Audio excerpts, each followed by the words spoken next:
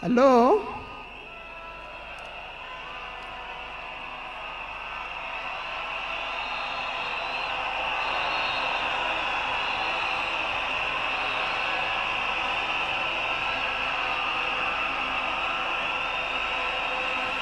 Thank you. Thank you. Thank you. To His Excellency, the President of the Republic of Kenya, His Excellency William Samoei Ruto, and Her Excellency Lady Rachel Ruto, the former President, President Uhuru Kenyatta,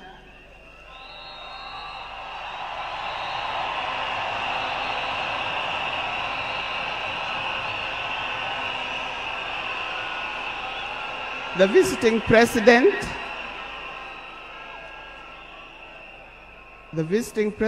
past and present, the deputy presidents, all distinguished guests, ladies and gentlemen, and watu wetu wa Kenya kwa jumla, hamjambo. Today is a very unique day. It is not every day that I would be standing here to say something to the nation and to the world about my dear husband, Raila Amolo Odinga.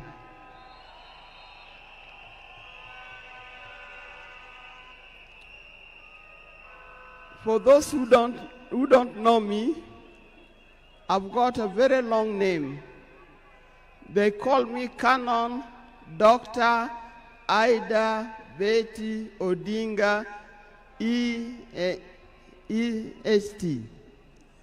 Now, these names don't just come like that, but they are names that are given. I cannot forget the name that the public has given me called Min Pin.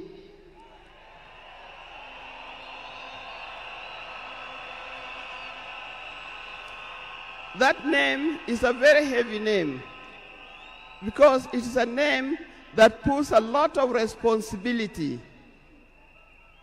to the owner of that name. I'm also gotten the name of Peace Ambassador. And for that reason, even before I say something else, I'd like to say something about peace. One thing that I know that Raila stood for, and he keep on repeating, is that we need peace in our nation, we need peace in our homes. And peace will not survive in a situation, in a chaotic situation.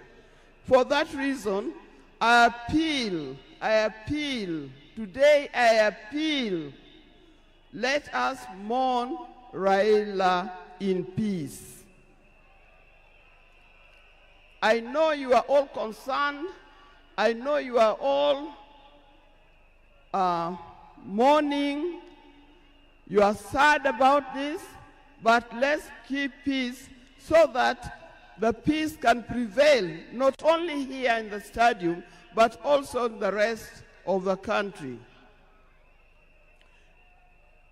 Coming to talk about my dear husband, Raila Amolo Odinga. I first met Raila way back in the early 70s, and we got married in 1973. For that reason, I've lived with this man for 52 years.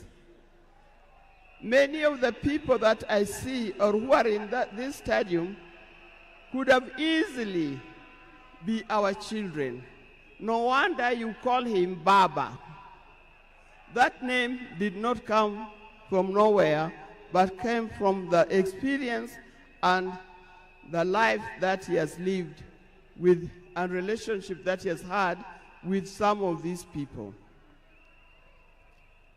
During our union, we were blessed by 4 children.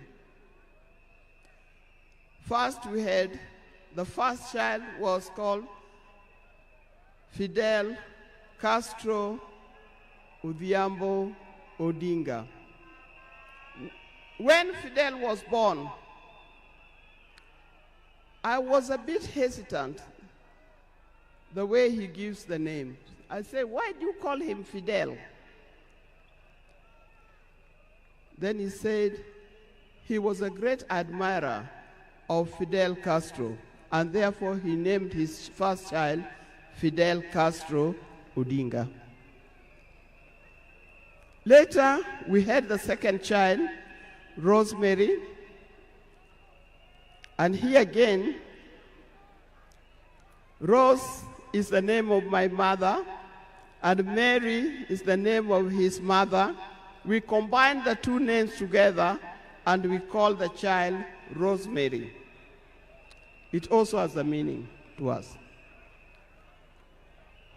When it came to the third one,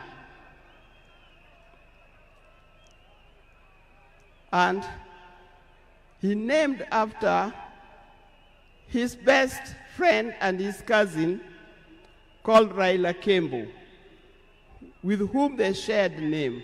So we ended up with Raila Odinga. Last, there was a big gap, and I'll explain to you. Last came the 4th child. The 4th child, when I went to the hospital, and you know those mothers, you know, you end up somewhere in labor ward. And I was watching the television. And on the television, that's the time when Nelson Mandela had come out of prison. It was he's been there for 27 years. Raila also had been in prison, but that's not why we named her Winnie. And I was watching the television. I could see Nelson Mandela and Winnie Mandela holding hands as Mandela walked out of the gates of the prison. By then, I didn't know what kind of child I was going to get. But then I said, if it's a boy, we'll name him Wilson Mandela. But if it's a girl, will be Winnie Mandela. And therefore, Winnie Mandela arrived. And that's the 4th child. I see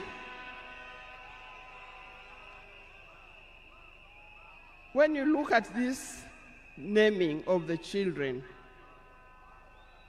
I know these days you can name your child anything that you want, but I'll appeal to those who are still having babies. Give your child a meaningful name, because you name them people you never saw, you never heard of, simply because it saw the name written somewhere. There's nothing wrong with giving our children the names of the people who in our lives we think are the heroes. Our life was not smooth life. Just like any other family, there's been ups and downs. But as we continue living together, we've learned how to cope, because we all have weaknesses and strengths. We learned to talk straight to one another. We learned to speak the truth, and we learned to forgive and move on. Now, that forgiving spirit was not only in the home, but is something that has spread to the Kenyan. You've seen how many times he has tried in the elections, but that forgiveness is paramount. So please don't carry grudges from one generation to another and from one group to another. We are all Kenyans. We are all Kenyans. We are sisters and brothers. We must learn to forgive easily and build together Kenya.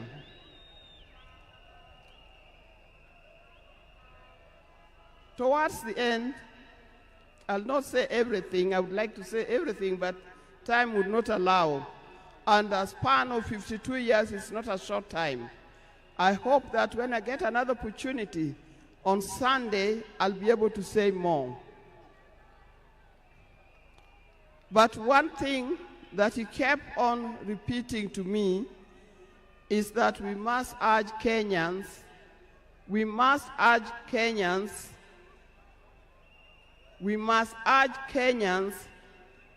to live in peace. He kept on repeating that. We must repeat it to our Kenyans. We live in peace. Raila hated dishonesty. He hated dishonesty. He hated greed.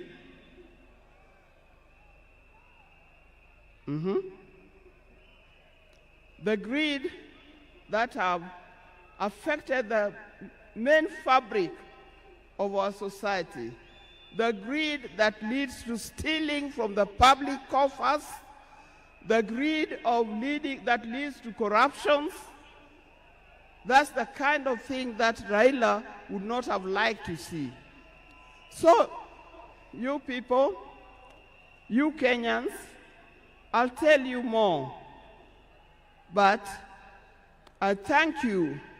I thank you, those who have come and those who are watching us from other places. I thank you for standing with this family. I thank you for being here for us. And I thank you for helping us to mourn Raila. May his soul lie in eternal peace. And for the people of Kenya, I wish you well, thank you, and may God bless you. Thank you.